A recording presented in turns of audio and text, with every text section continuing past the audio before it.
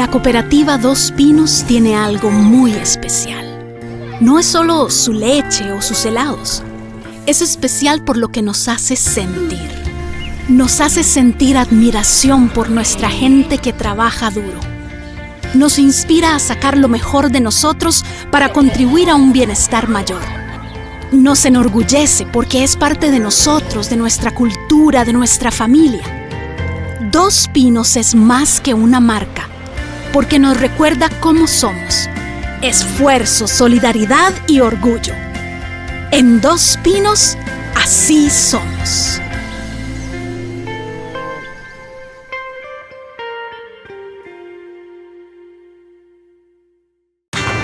Los planes con los compas son intocables. No se necesita llevar mucho, solo la mejor actitud. A veces las cosas no salen como las planeamos, pero lo que vivimos en el camino no lo cambiamos por nada. La vida tiene curvas, tus papiolas también. Papiolas, más crunchy, más sabor en cada curva. En contacto, Cámara de Detallistas. Teléfono 2253-2625. WhatsApp 8818-1723. Página web www.canacodea.org. Facebook Cámara de Detallistas Costa Rica. Y correo electrónico info@canacodea.org. Cámara de Detallistas, en contacto. Cámara de Detallistas 1944-2024. 1944 Gremio de Patentados.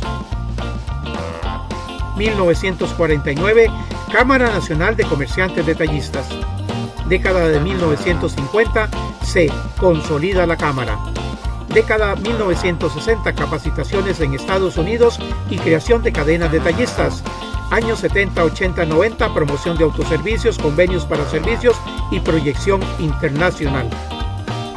Siglo XXI, alianzas para bajar la huella de carbono, consumo eléctrico, esquemas de financiamiento y apoyo a la formalidad empresarial. Consúltenos, Cámara de Detallistas. 80 aniversario.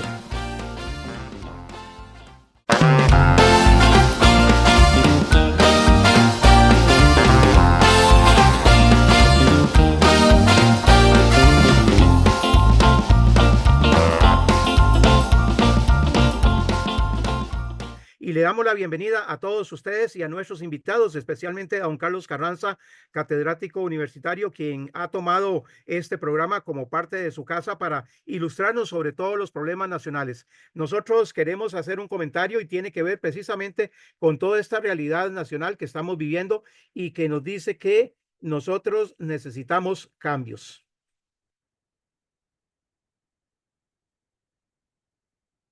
Costa Rica está paralizada y eso es malo para la democracia y los negocios. Vemos lo que pasa en Nicaragua y en Venezuela con los gobiernos que tienen. ¿Llegaríamos a eso en pocos años? Vemos un nuevo orden económico generado por los cárteles de la droga originados en Colombia y México. Vemos su incidencia en la economía y en la creación de nuevos valores culturales basados en el dinero y modelos aspiracionales de vida. Y en el Poder Ejecutivo, en la Asamblea Legislativa y el Poder Judicial, no vemos agilidad ni resultados que beneficien a los costarricenses. El presidente, en lugar de ejercer un liderazgo que todos apoyaríamos, pelea y trata de imponer su pensamiento.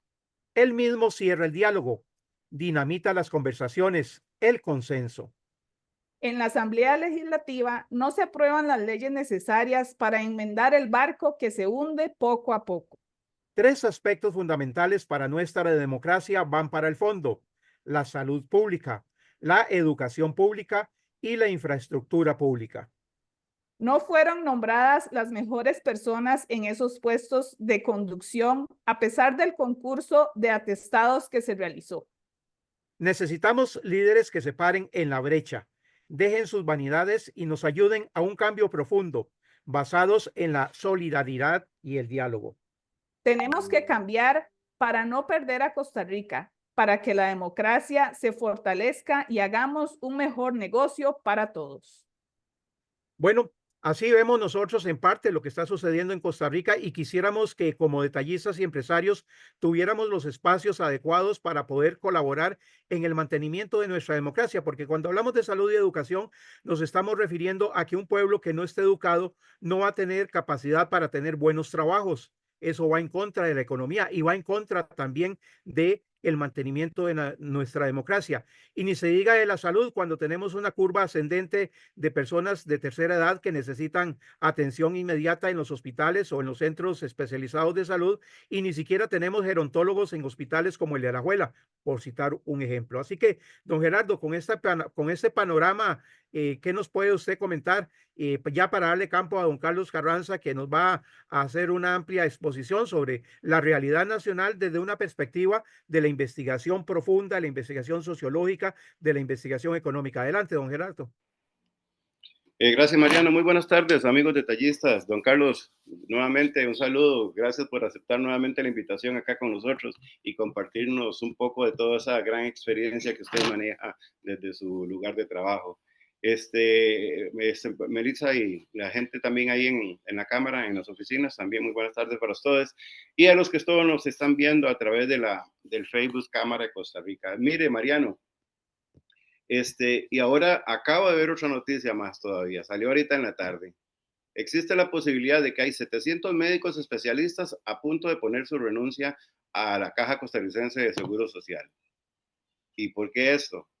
Porque la ley, lo que pasó recientemente del salario global, ahora tenemos, si un médico especialista lo contrata la Caja, ingresa ganando más dinero que alguno que tenga 7, 8 y hasta 10 años de estar trabajando en la Caja, aunque usted no lo crea.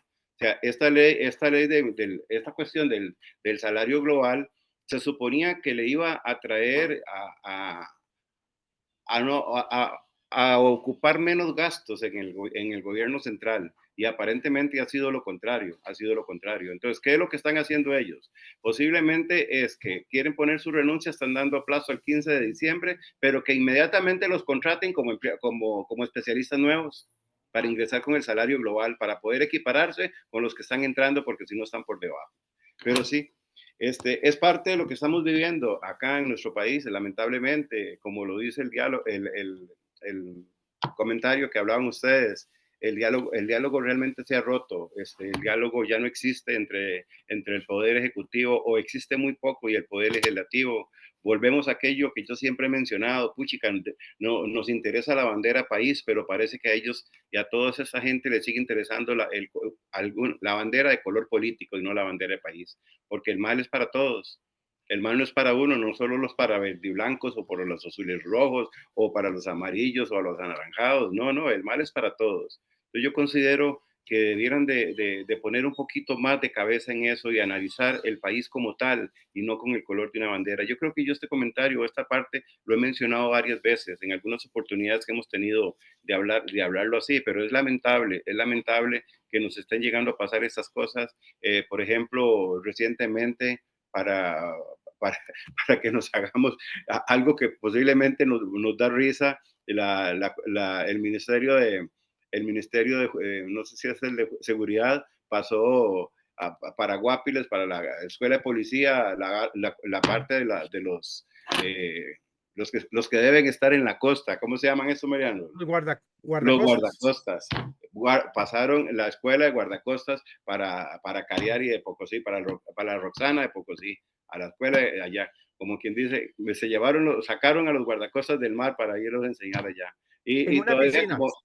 Así como gran gracia, nuestro jefe de seguridad dice, pero que allá tienen piscina. Bueno, es parte con lo que estamos viviendo, como que no compaginan las cosas y a veces se vuelven hasta chistosas, pero hay que tenemos aquí hoy entendedor de todo esto que no que más bien en lugar de seguir en esta situación trataran de mejor, y con el conocimiento que Carlos tiene tal vez nos dé un poquito de humo blanco en esta enredo de cabeza que nos hacen a veces nuestros gobernantes. Así es que le doy muy buenas tardes a don Carlos nuevamente y agradecerle que está con nosotros. Y amigos, ahora sí vamos a escuchar a la voz de la experiencia, qué es lo que está pasando en nuestro país. Muchas gracias, Mariano. Muchas gracias. Don Carlos Carranza tiene más de 40 años de estar estudiando la realidad nacional. Dicho sea de paso, feliz cumpleaños, don Carlos. Hace poquitos días cumplió 70 años. Así que entonces imagínese usted que comenzar a los 20 años son 50 años, 5 décadas de estar analizando la realidad económica, don Carlos. En ese tiempo han pasado 12, 13 gobiernos. Así que usted tiene mucho que comentarnos a nosotros. Y don Carlos, ya para dejarlo que comience a conversar con nosotros, forma parte de la academia. Él ha sido muy distinguido dirigiendo diferentes instituciones en la Universidad Nacional y en la Universidad de Costa Rica, y actualmente forma parte de ese cuerpo de investigación que, dicho sea de paso, le está aportando mucho al país y que posiblemente es considerado hasta enemigo público para algunas personas de gobierno, incluso porque están señalando las realidades que estamos viviendo aquí en Costa Rica. No es un cuento, no es una historia, no es algo inventado. Así que, don Carlos, bienvenido. Tal vez con este preámbulo comencemos para que usted nos haga un pequeño diagnóstico de qué es lo que está pasando en Costa Rica con base en la información sociológica, económica y demás que ustedes en la Universidad Nacional han logrado desarrollar. Adelante y bienvenido, don Carlos. Muy buenas tardes a todas y todas. Pedía a ver si puedo compartir. Si no lo hago a capela, porque ya uno sabe. El viernes 13 se pasó al martes 17, así que no se Sí. preocupe si no nos sale bien. Bueno, vamos a ver si puedo Ya puede compartir. compartir, don Carlos, la pantalla. Voy a ver. La tiene abierta. Sí, ya estoy tratando de buscarlo. Bueno, déme un momento. Sí, sí. Parece que señor. hoy es 13, por lo que veo. Lo que no nos pasó el 13 nos está pasando hoy, pero eso pasa. Eso pasa. Y Vamos a ver. mientras usted abre la pantalla, yo comento, por ejemplo, es tan absurdo en el tema de salud. Hace poco me hicieron un examen de los oídos y resulté con una deficiencia auditiva. Entonces, bueno, ya con el examen digo, ya me van a atender posiblemente dentro de unos meses. No, me dieron cita para el 2027. Así que tengo el examen, tengo los resultados y tengo que esperar hasta el 2027. ¿Qué toca? Ir a una clínica privada y gastarse la platica de la pensión en la consulta médica. Y así está mucha gente en el país con el tema de la salud y es esta pelea que no termina y no acaba. Y bueno, ya don Carlos ya nos está mostrando la pantalla. Programa de análisis de la coyuntura de la sociedad costarricense. Todo suyo, don Carlos, la explicación. Un gusto, sinceramente, a don Gerardo, a los distinguidos y distinguidas miembros de la Cámara. Ustedes saben que siempre, no es primera vez, sino muchas veces. Yo quisiera indicar que además de eso, he sido cosas que a veces uno no cuenta. Yo fui miembro de la comisión del GATT, que comenzó a estudiar la entrada de Costa Rica al GATT. Siendo muy joven, Jorge Manuel Dengo, y siendo yo director del CICAP, me pidió que fuera de la comisión del GATT en el año 87. Tenía 30 años en esa época. Yo sabía el GATT, pero ahí terminé de aprender de otra parte que era la parte de comercio exterior y aduanas. Fue muy interesante porque fue un paso, y así he pasado por diferentes cosas en diferentes gobiernos, salvo este gobierno, que primero lo titula uno, lo enjuicia y después pregunta a qué se dedica fulano de tal. Nosotros no hacemos, algún comunicador dijo, Mariano, que nosotros hacíamos una encuesta. Nosotros no hacemos encuestas, nosotros hacemos enfoque cualitativo, que es análisis de documentos, de gaceta, de periódicos, de información en radio, a veces hasta Instagram, porque ahora Facebook, Twitter no tanto, porque Twitter es muy rápido y cuesta mucho, pero hacemos un análisis de un periodo para los distinguidos miembros, en este caso de mayo a agosto.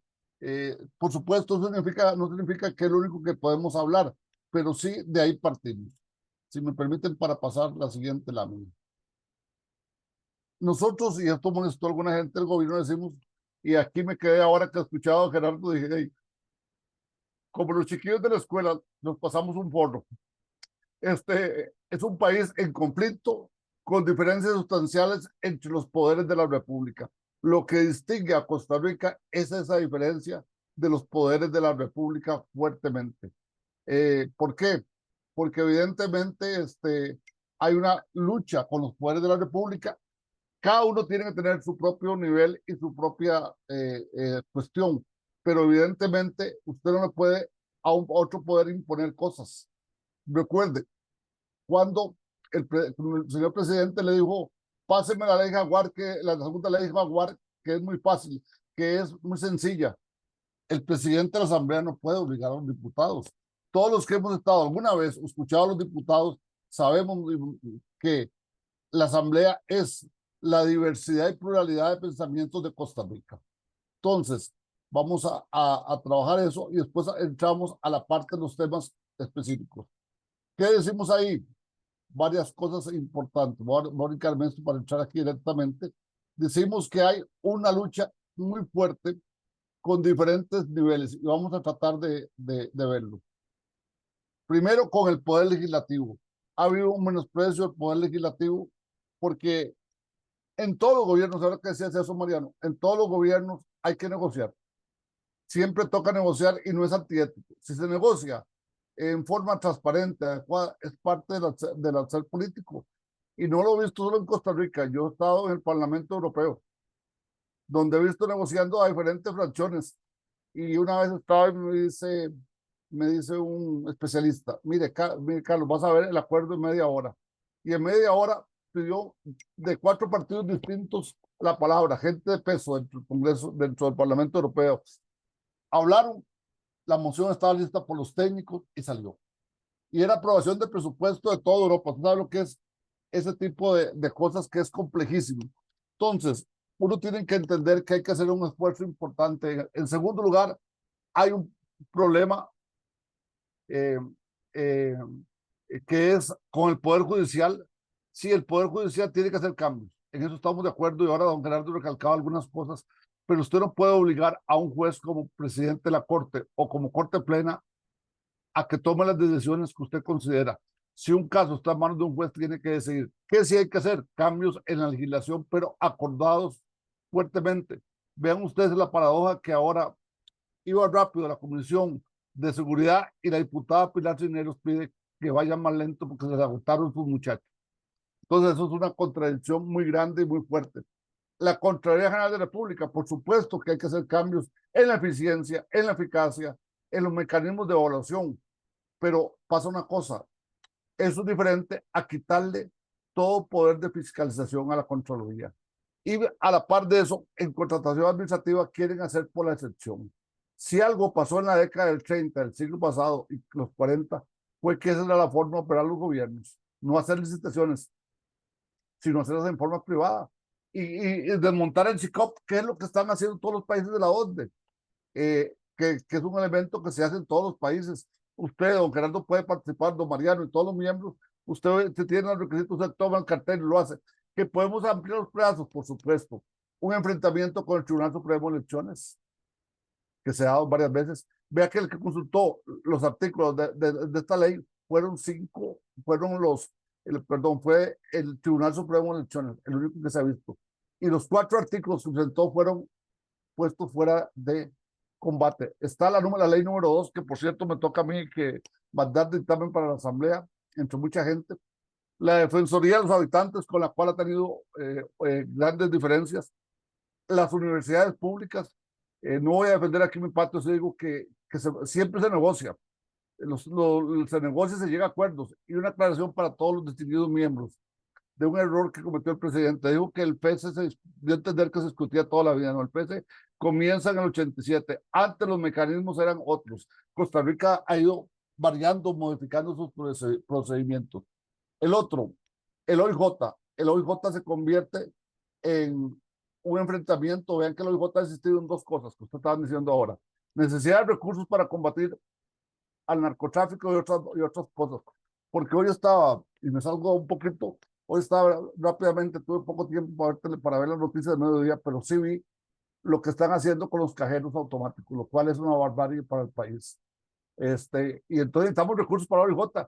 Y un médico forense no es cualquier persona, es una persona que hay que pagar. El capital humano se paga, el capital social hay que invertir.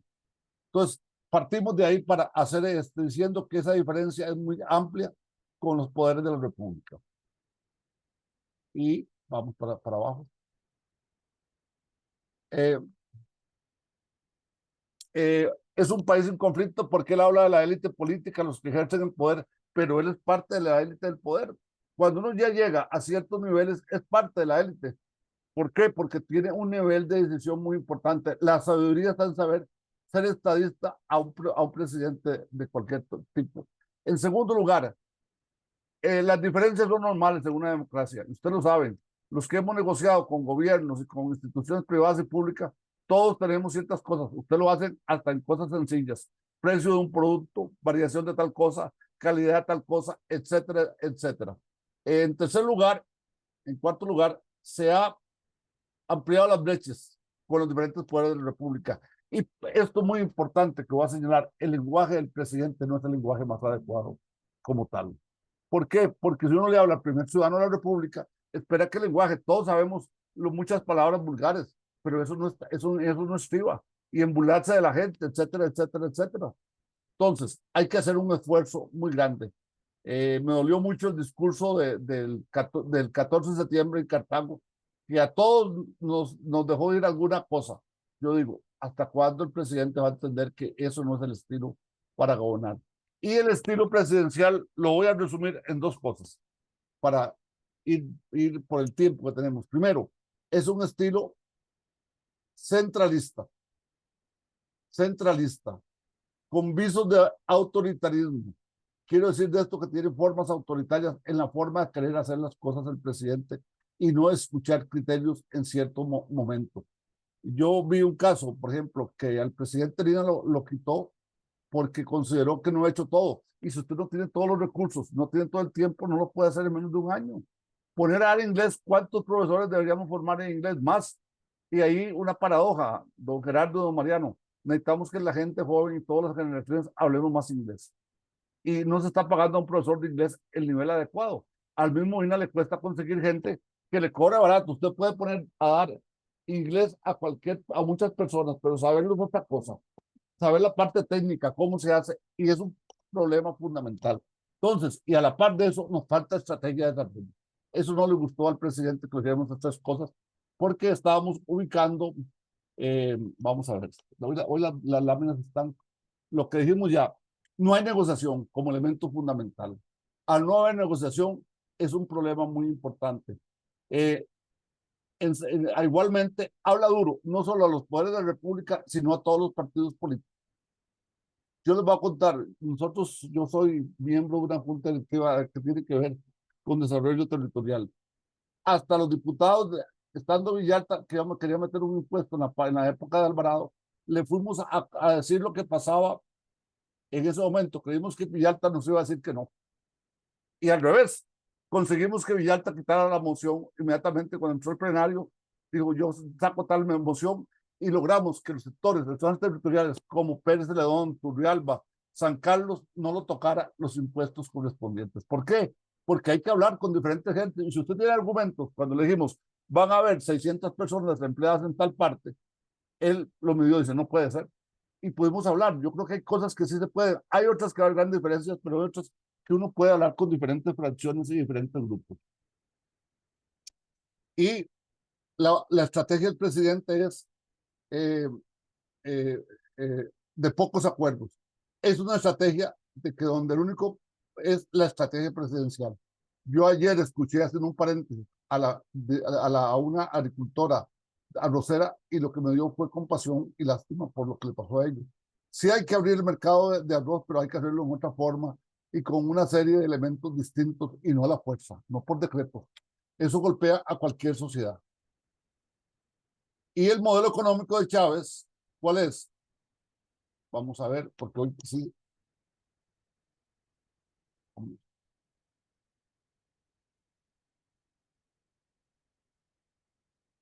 Vuelvo a esto, el modelo económico de Chávez es un modelo de apertura, pero apertura forzada, sin discusión de muchas cosas y sin acuerdos suficientes en diferentes ramos y diferentes actividades. Y por otro lado, tratando de que ciertos grupos tengan una capacidad muy fuerte sin tener a veces los requisitos para ciertas cosas.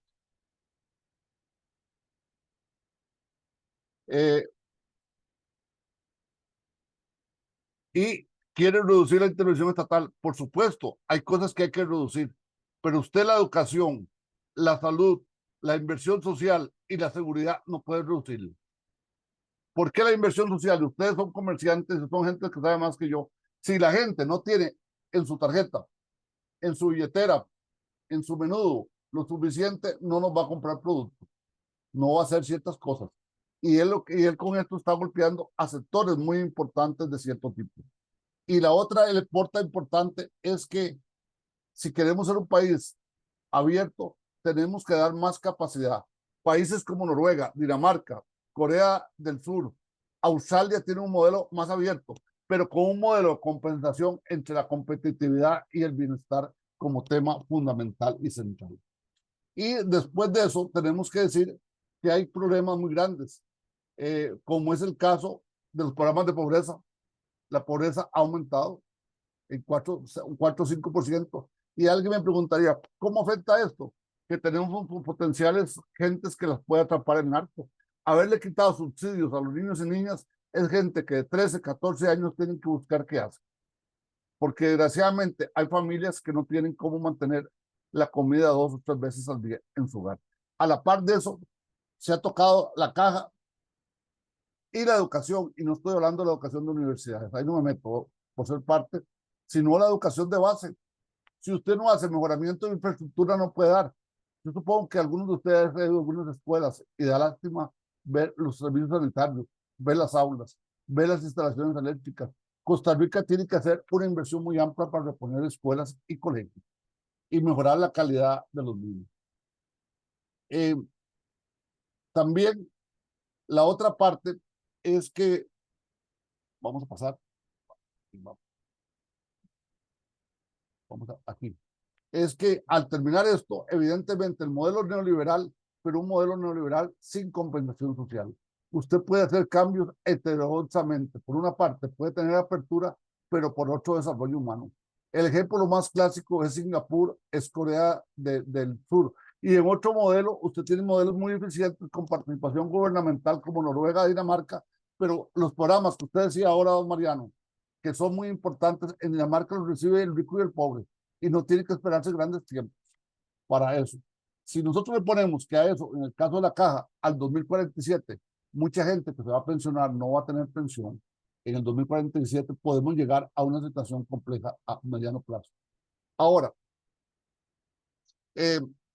dos cosas. El presidente ha estado molesto porque los proyectos que presentó no han tenido el armazón jurídico suficiente para lograrlo. El caso más típico es las leyes que quiso en seguridad. Tuvo que devolverlas 2 veces. ¿Por qué? Porque una comisión, la parte técnica de la parte jurídica de la Asamblea no depende de ningún gobierno, ni depende de ningún partido, es técnica. Y como tal, da sus dictámenes. Y segundo, la ley Jaguar es una insistencia del presidente por dejar sin controles la acción pública. Si tenemos problemas de ética, ¿cómo vamos a dejar totalmente abierto? Vuelvo a decir, hay otras medidas que se pueden hacer para mejorar la eficiencia de la Contraloría y que tenga mayores posibilidades. Con el Poder Judicial fuimos muy claros y dijimos que hay un enfrentamiento también fuerte. Vea que el presidente en el discurso que hizo en Nicoya para la nación se enfrentó fuertemente con el presidente de la Corte. Pero además de eso, ha utilizado un lenguaje duro y tratando de menoscabar las decisiones de este. Podemos diferir de muchas decisiones, pero uno no puede acabar el otro poder de la República. Puede presentarle ideas, plantearle alternativas, pero logrando hacer ciertas cosas. Y el conflicto con la Contraloría, ya lo mencioné, no viene de ahora, viene desde el comienzo del gobierno, con 2 cosas. Uno, la Marina. Todos estamos de acuerdo que la Marina hay que desarrollarla, pero hay que ver en qué condiciones. Y que tenga más beneficios toda la gente que está en la economía de servicios. Y la otra es el caso de la ciudad gobierno, que quiso hacerla rápidamente, sin las posibilidades correspondientes. Paso de ahí, y ya lo dijimos, Eh, la ministra Fernández ha enfocado todo su arsenal hacia la potestad de la Contraloría fuertemente. Y veremos la ley número 2, qué pasa si tiene arraigo en la Asamblea Legislativa, pero pienso que hay artículos que son muy sustantivos. El quitarle todas las potestades de administración a la Contraloría. Hay una especie de desmantelamiento de la Contraloría como objetivo y la política fiscal es un enfoque de ajuste fuerte, no por la vía tributaria, sino por reducir funciones. Está bien que había que reducir el déficit y yo que tengo formación también económica, sin ser economista, les diría que es primordial, pero no hacerlo una sola vez. Cuando se hace una sola vez, estamos viendo lo que nos está pasando.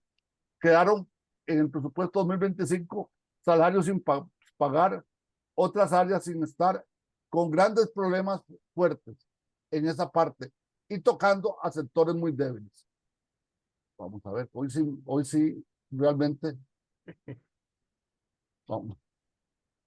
Y viene la otra parte. ¿Quiénes están reducidos? Bueno, yo diría que la inversión social, el sector educativo, el sector infraestructura. Para los que tenemos que ir a Heredia, ya no nos van a arreglar la carretera Heredia, no nos van a seguir la circunvalación, que era fundamental.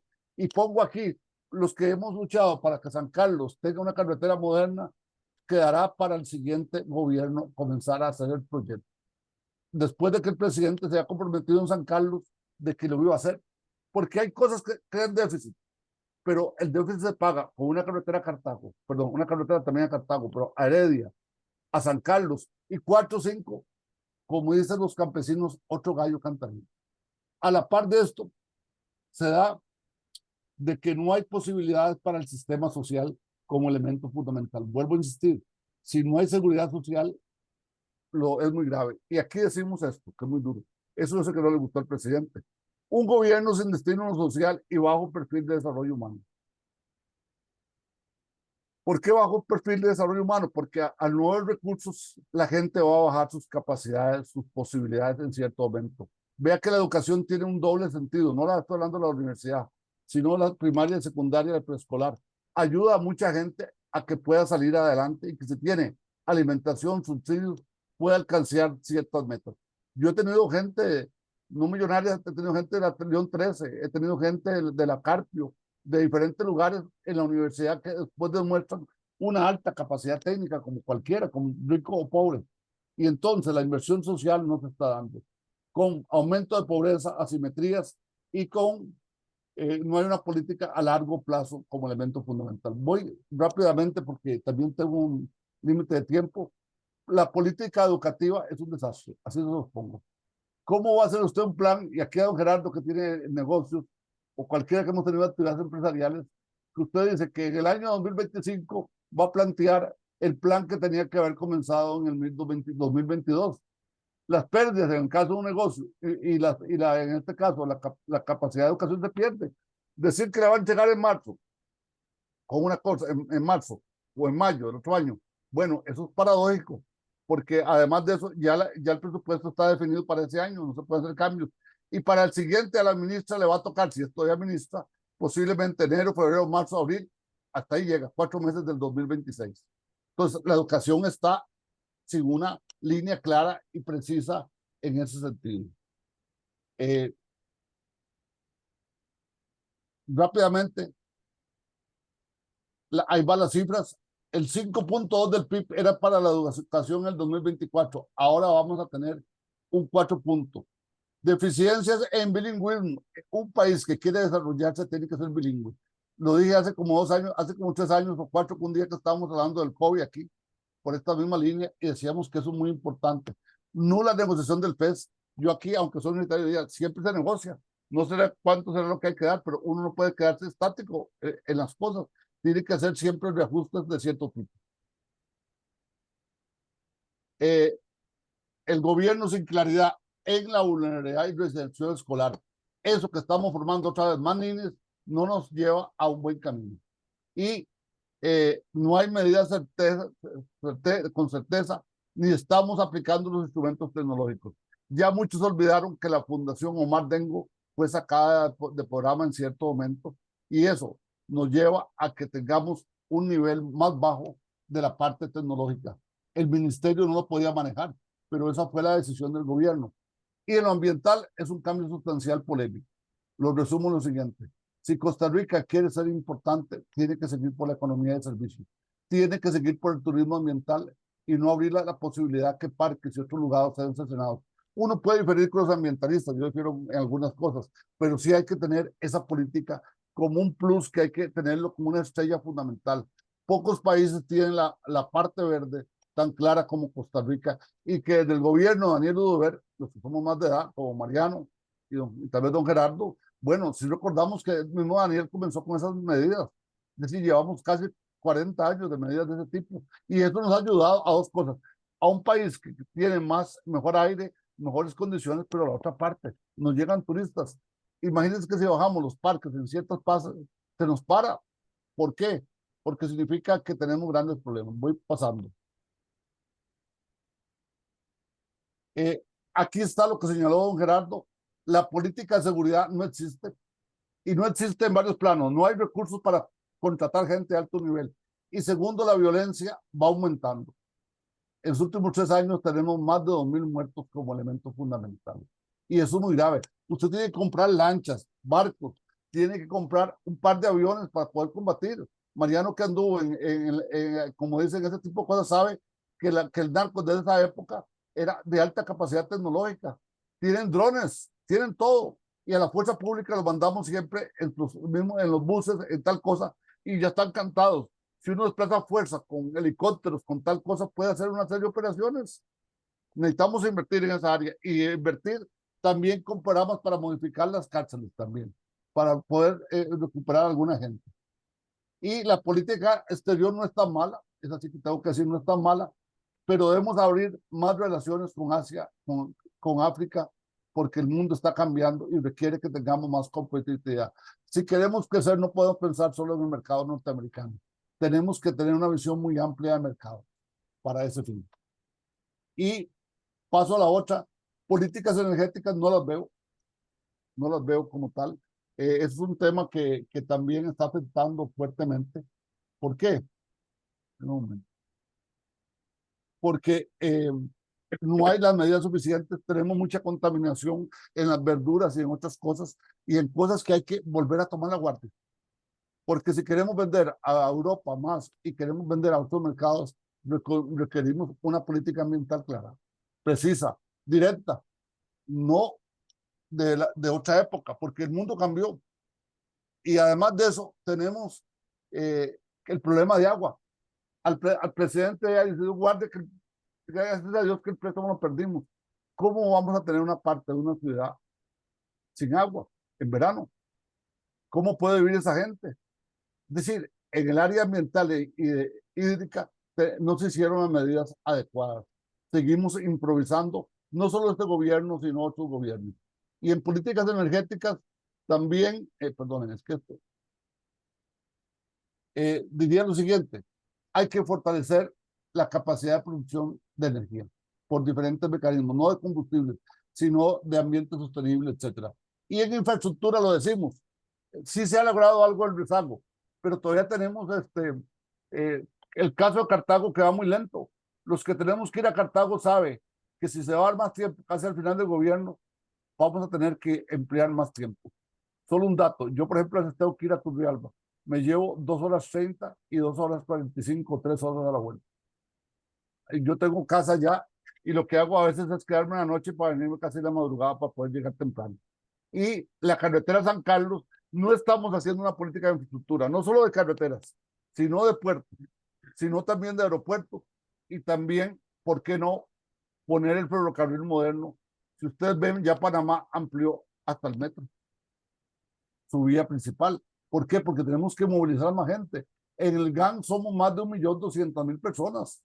Yo diría que llega en algunas horas a que nos estamos movilizando 1.400.000. Y la última parte, para cerrar: las personas mayores no están recibiendo atención adecuada, no tienen los programas oportunos. Mariano, no me pasaste ningún porro, ni por la vía del budismo ni del confucianismo, pero es un tema muy claro. Y la otra es que la niñez está tampoco, no está siendo bien asistida como tal. Estas dos poblaciones son poblaciones que van a entrar en una vulnerabilidad muy fuerte. Este es el síntesis del informe. No es un informe radical, pero que me dio risa cuando el presidente dijo, sino que es un informe realista de lo que tenemos en este momento, y quedo a sus órdenes rápidamente.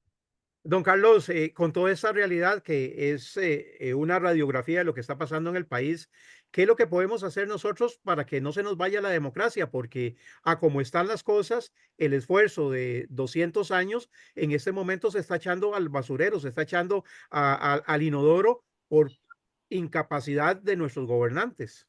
Bueno, yo esperaría que en algún momento el presidente pueda escuchar a alguna gente, que abra alguna posibilidad. Si no, este año, casi 2 años que hacen falta, un poquito más de 2 años, va a ser muy complejo para Costa Rica, porque necesitamos fortalecer algunas áreas y también negociar con el Banco Mundial, el Fondo Monetario, para que si se nos sube el gasto un 5%, no lo hagamos para burocracia, no lo hagamos para personal, sí lo hagamos para áreas estratégicas del país, que sí hay que hacerlo. Ese 5 hay que cogerlo del déficit para poder manejarlo para infraestructura, para educación, para salud y para fortalecer la capacidad de exportación de Costa Rica. Así lo planteo entre áreas de producción y esa. Si no hay ese diálogo y si no hacemos cambios en la legislación para la violencia, estamos en una situación muy compleja como país para un futuro inmediato. Los próximos 2 años van a ser de bajo crecimiento y tenemos que crear medidas alternativas para poder salir adelante. Costa Rica es vista como una economía con posibilidades, pero tiene que superar esas dificultades que actualmente vive con mayor fuerza. Una pregunta final, y no sé si don Gerardo también tiene alguna perspectiva. ¿Qué podemos hacer nosotros como detallistas? Digamos, somos un gremio, representamos un grupo importante de la economía de Costa Rica en el sector de servicios. Desgraciadamente, hay mucha desorganización en este momento, pero ¿qué podríamos nosotros hacer para colaborar en la solución a los problemas nacionales? Yo creo que pueden hacer una interpelación bien hecha de la importancia de llegar a acuerdos nacionales, de fortalecer las capacidades empresariales del país en ciertas áreas de pequeños y medianos grupos, ya sea industriales, de comercio, lo que sea. En tercer lugar, hacer un llamado a la Asamblea Legislativa para que busque alternativas que realmente le lleguen a la ciudadanía como elemento fundamental. Y en cuarto, que hay que pensar con detenimiento algunas leyes que se quieren aprobar, porque no puede ser a un ritmo acelerado. Requiere que discutamos fuertemente esas leyes para buscar alternativas. Y quinto, que hay que buscar fortalecer la reactivación económica de Costa Rica y Don social. Gerardo. No, ahora que hablaba don Carlos de toda esta parte de lo que es la energética, recientemente ahorita en la tarde hubo una conferencia de prensa sobre generación eléctrica del ICE. Entonces, según el ICE, lo que dicen ellos es que Costa Rica está pura vida para el 2025, que todos podemos estar tranquilos porque ahora tenemos las plantas térmicas en el país, ya no va a haber atraso de llegada y todo esto al 100%. Pero ¿qué significa plantas térmicas? ¿Qué significa? Posiblemente alza en tarifas, ¿por qué? Porque es a base de combustibles sólidos. Entonces, esa parte es la que no están notando. Dice, no hablan de lo que va a ser el 2026 al 28, con la demanda aumentando, la velocidad está superando las proyecciones de ellos. En eso las empresas que se está poniendo a Costa Rica como muy fuerte en la parte de los microprocesadores. Una empresa multinacional de esas que busca un país como este, busca infraestructura y busca una parte la suministro eléctrico, X cantidad de megawatts que tienen que ser fijos, no con apagones y con altibajos, porque son empresas que trabajan 24/7. No estamos preparados para eso todavía, de acuerdo a lo que se dice.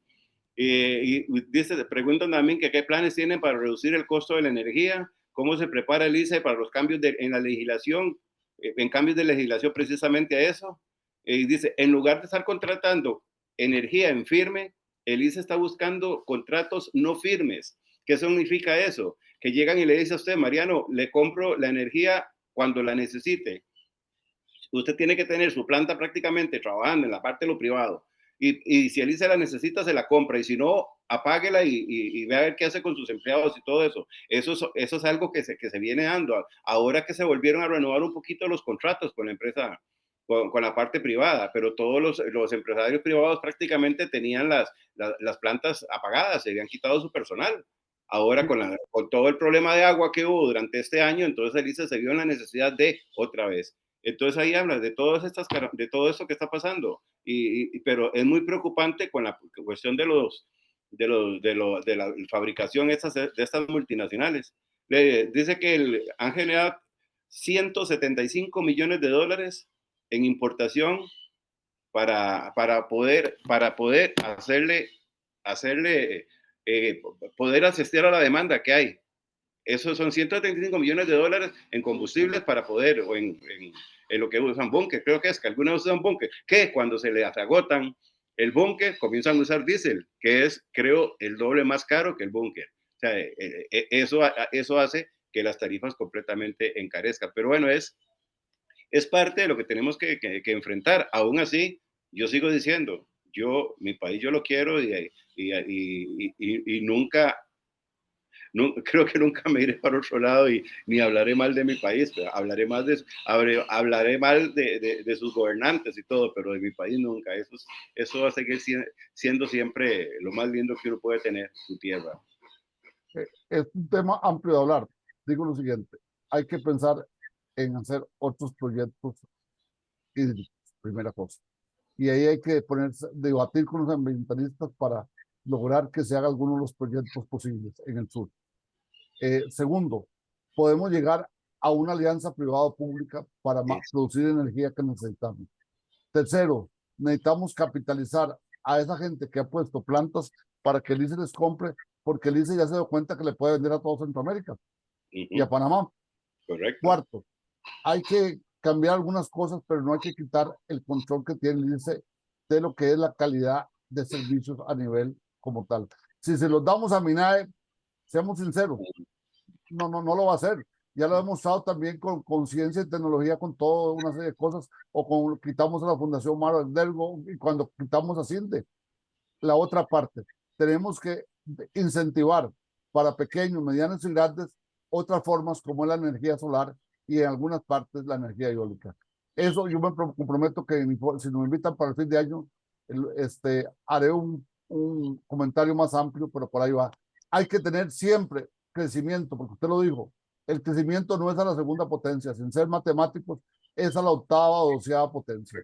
Cuando uno pone semiconductores y ese tipo de cosas, es una aceleración que va, que va hacia arriba, no va hacia abajo. Exactamente. Y ahí fue un error tanto el gobierno de Alvarado como el presente gobierno.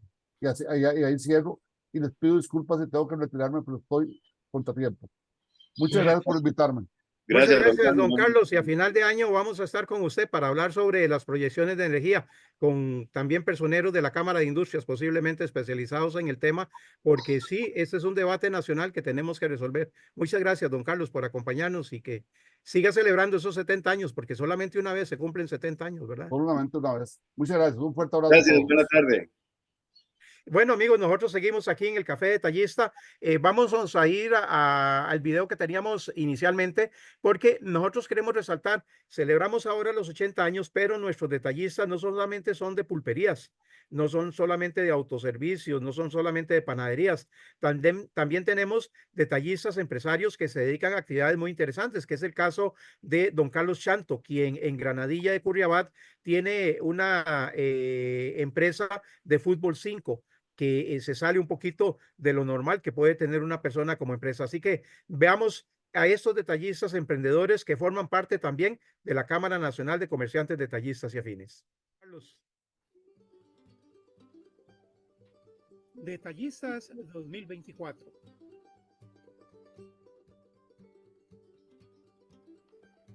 Fútbol 5 en Granadilla de Curriabat.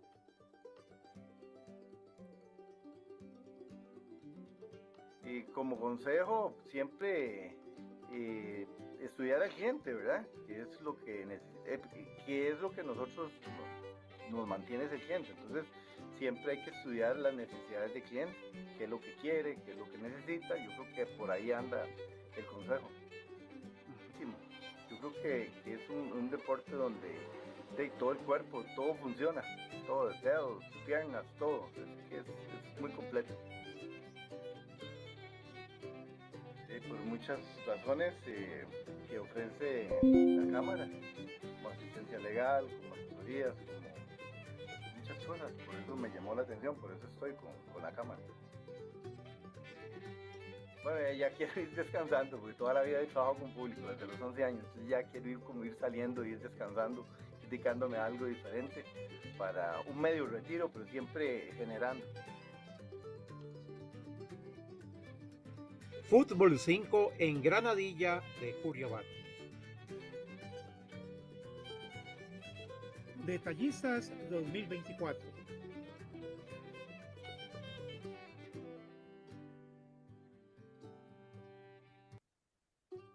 Qué importante es aprender uno de nuestros detallistas. Por ejemplo, don Carlos decía que hay que aprender a conocer al cliente para satisfacer sus necesidades. Eso le permitió a él pasar de un autoservicio donde trabajaba con el papá a la venta de arbolitos navideños. Conoció al cliente. Posteriormente ya no había negocio, entonces ideó, conociendo al cliente, qué podía hacer y está brindando este servicio de Fútbol 5. Y ahora, como él lo dice, a los 54 años está pensando en semi-retirarse, buscando siempre estar activo. ¿Qué otra oportunidad tiene? La cría de caballos. Ese es el detallista de Costa Rica, que pasa de un negocio a otro. Tuvo la pulpería, pasó a la soda, de la soda pasó a la carnicería, se devolvió a la verdurería y, ¿por qué no?, hasta una peluquería. Entonces, ese es el espíritu y la ciencia del comercio detallista, el emprendedurismo, conociendo las necesidades de los clientes y satisfaciéndolos. Así que, don Gerardo, hoy ha sido un día de mucha experiencia, de mucho aprendizaje, creo yo. Aunque al principio, como dijo usted, el viernes 13 se nos vino para el martes, pero eso es parte de lo que cuando se hacen esas cosas así en vivo, ahí totalmente se queda uno claro de que no está pregrabado, que las personas están ahí conversando y estamos en vivo, por eso que pasan esas cosas, pero hay que seguir adelante. Eso no pasa nada. Aquí nos pasamos 7 minutos más de las 4 y nada más nos quedó. ¿Qué fue lo que se nos quedó a final de cuentas de todo el programa? Un poquito la parte de lo que siempre nos habla Olga, de las capacitaciones y todas las actividades que hay que faltan con lo que queda del año, pero en fin, al final el programa estuvo bien, definitivamente estuvo bien, y la participación de los muchachos, hubo poca participación hoy en el Face, pero sin embargo, ahí vamos siguiendo con ese paso a paso hacia el frente siempre, ¿verdad? Sin echar para atrás, hay que seguir adelante, Mariano. Así que, amigos detallistas y los que están por ahí, que seguimos aquí conectados, muchísimas gracias, muy buenas tardes y que Dios los bendiga siempre. Nos vemos en 2 semanas, si Dios lo permite, ya para desarrollar un poco el tema del 80 aniversario. Recuerden que en el mes de octubre, y a los detallistas que no se han reportado, tienen derecho 2 personas, el detallista asociado y un acompañante, para participar en las actividades. Hay congreso detallista extraordinario porque va juntado con las celebraciones del 80 aniversario. Vamos a tener un domingo o una tarde, noche de domingo, de estudio, de análisis de la realidad del sector detallista, con integrantes de la Organización Internacional del Trabajo que nos van a acompañar y nos van a dirigir en todos estos problemas que tenemos, las soluciones que debemos emprender. Y también después vamos a tener una cena bailable. Así que llame usted a la Cámara como asociado de la Cámara de Detallistas e inscríbase rápido, porque hay un cupo de 300 personas. Así que si ya se cumplió el cupo, ya no va a poder participar en esta actividad. Ahí nos vamos a estrechar la mano, nos vamos a ver, va a ser presencial. Así que es un fiestón que lo merecemos. 80 años no se cumplen todos los días. Así que hasta entonces, amigos, y muchas gracias por acompañarnos en este Café Detallista este 17 de septiembre.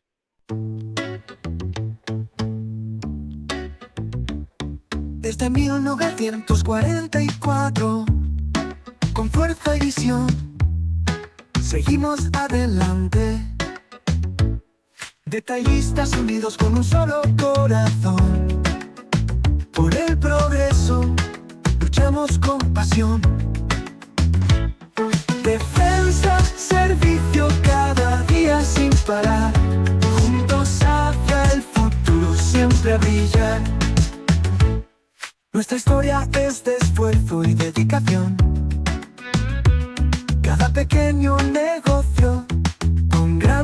motivación.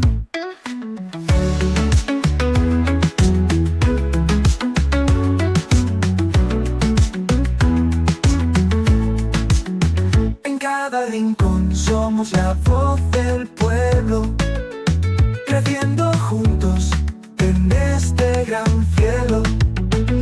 Defensa, servicio, cada día sin parar, juntos hacia el futuro siempre a brillar.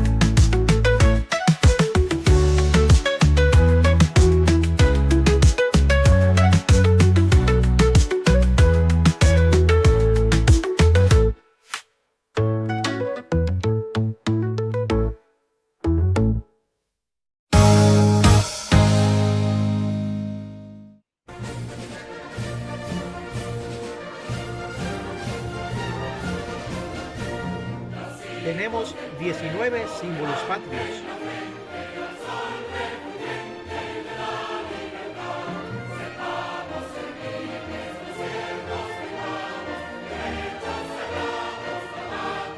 Diversidad cultural, biodiversidad. Cultura, democracia, economía, riquezas.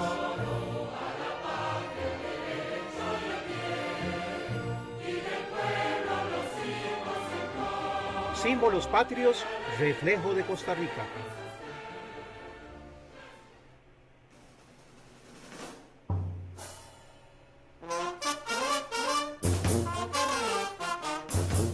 Costa Rica, democracia y paz.